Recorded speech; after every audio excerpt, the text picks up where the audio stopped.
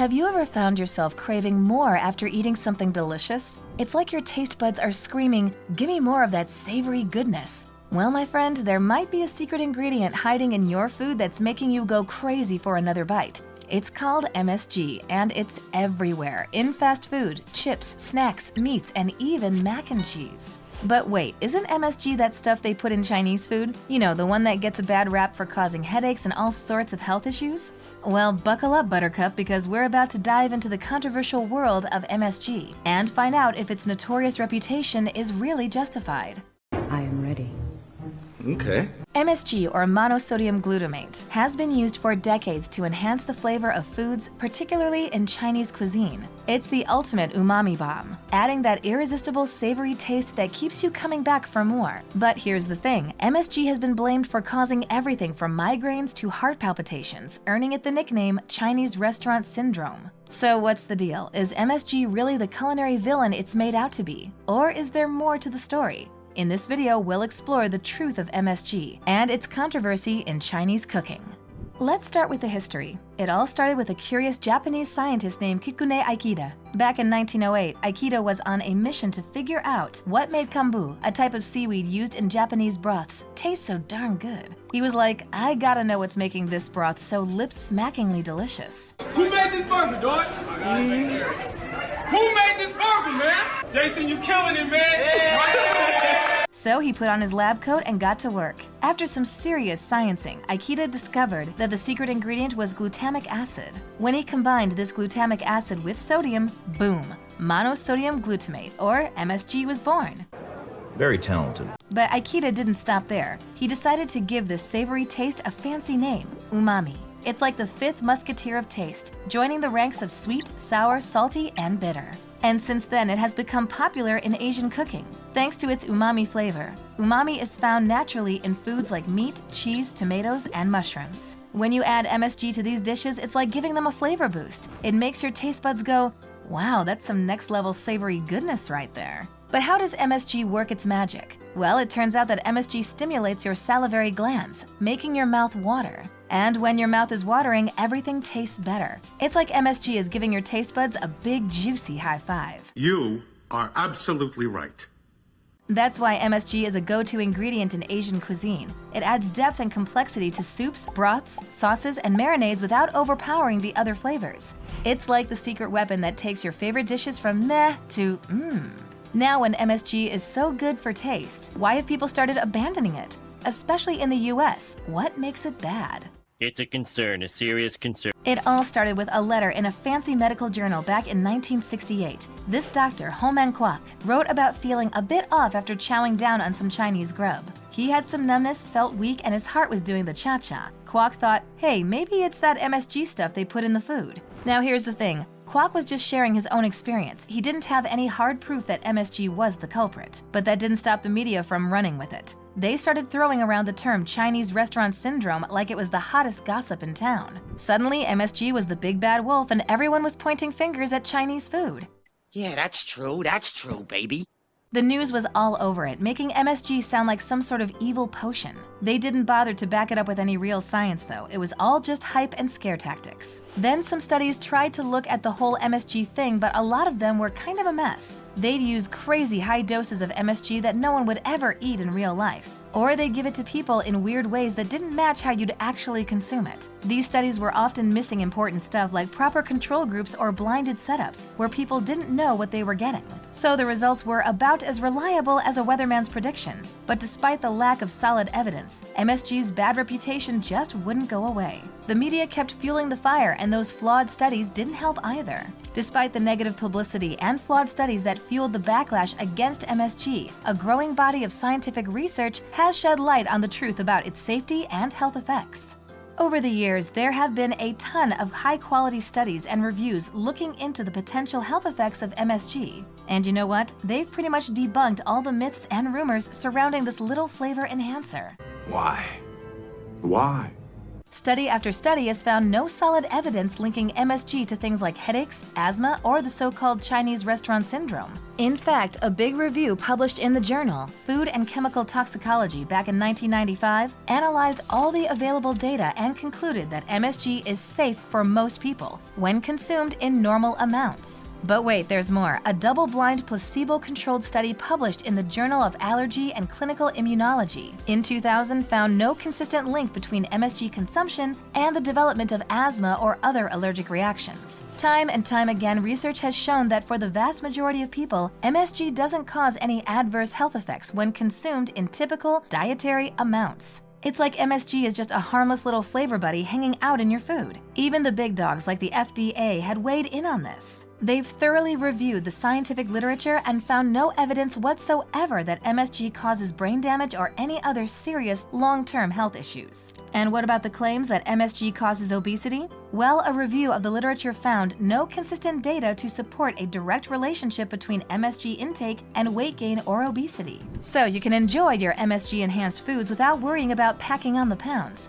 Now I can eat. But the question is, if MSG has no direct relation with the health effects, why do some people keep crying about having some issues? Now, some people do report getting headaches after consuming food with MSG, which they call MSG headache. But here's the thing. Scientific studies haven't consistently shown MSG to be a trigger for headaches or migraines. It's like MSG is getting blamed for something it didn't do. The FDA has even classified MSG as generally recognized as safe, GRAS. This means that after reviewing all the scientific evidence, they've concluded that MSG is safe for the general population when consumed in normal dietary amounts. And they're not alone. Major health organizations like the World Health Organization, WHO, and the United Nations Food and Agricultural Organization, FAO, have also recognized MSG as safe for consumption. Besides this, there's this thing called the nocebo effect, which is like the evil twin of the placebo effect. It's when negative expectations or beliefs about a substance can actually make you perceive adverse effects, even if the substance is harmless. So if someone believes that MSG is harmful, they might be more likely to report symptoms after consuming it, even if MSG isn't the actual cause. It helps explain why some people might report adverse reactions to MSG despite the lack of scientific evidence supporting its harmful effects.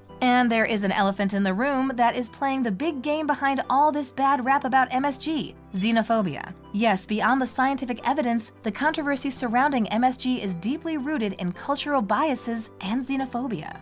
The anti-Asian sentiment that played a big role in the demonization of MSG. It's an ugly truth, but one that we need to confront head on. As we mentioned earlier, the whole Chinese restaurant syndrome thing can be traced back to a letter published in a fancy medical journal in 1968. This doctor reported feeling some symptoms after eating Chinese food, like numbness and heart palpitations. Despite having no real evidence, he pointed the finger at MSG, which is commonly used in Chinese cuisine. That one little letter sparked a wildfire of fear and suspicion toward MSG, and by extension, Chinese food itself. The term Chinese restaurant syndrome is a prime example of xenophobia, singling out a specific cuisine and ethnic group for criticism based on unfounded health concerns. But it wasn't just about MSG itself. The backlash against MSG also reflected broader societal biases against Asian cultures. Stigmatizing MSG became a way to authorize and demean Chinese and other Asian food traditions, painting them as unhealthy or even dangerous. This xenophobic framing played right into existing stereotypes and prejudices, contributing to the long-standing pattern of discrimination and exclusion faced by Asian communities, especially in the West. And here's the kicker, the stigma against MSG persists despite a mountain of scientific evidence, showing that it's safe for consumption in normal dietary amounts. Major health organizations like the FDA and the World Health Organization have reviewed the research and given MSG the green light, but for some reason, the cultural narrative around MSG has proven to be more influential than the actual scientific consensus. In recent years, however, there has been a shift in perception, with many chefs and food experts embracing MSG as a valuable culinary tool and dispelling the myths surrounding its use. That's a nice. We will get into this, but before that, if you're finding this exploration of MSG and its controversies helpful and eye-opening, be sure to give this video a big thumbs up and subscribe to our channel for more thought-provoking content. Now let's talk about the current understanding and use of MSG in our food. In recent years, there's been a major shift in how MSG is perceived, and many chefs and food experts have become vocal advocates for its use. These culinary pros have recognized that MSG is a powerful flavor enhancer that can take dishes to the next level without adding a ton of sodium. They're helping to dispel the myths surrounding MSG by openly using it in their cooking and discussing its benefits. Take renowned chef David Chang of the Momofuku restaurant group, for example. He's been a prominent champion of MSG, often talking about its flavor-enhancing properties on his podcast and TV shows. Chang, along with other chefs, has helped to normalize the use of MSG in both professional kitchens and home cooking, showcasing its versatility across various cuisines. But here's the thing, MSG isn't just some additive used in Chinese cuisine or processed foods. It's a naturally occurring compound found in many foods that are rich in umami flavor. Glutamate, the key component of MSG, is present in foods like tomatoes, Parmesan cheese, mushrooms, seaweed, meat, and fish. These foods contain free glutamate, which, when combined with sodium in our bodies, produces the same effect as MSG added to foods. The presence of glutamate in these natural foods contributes to their savory taste and is part of a normal diet for many people around the world.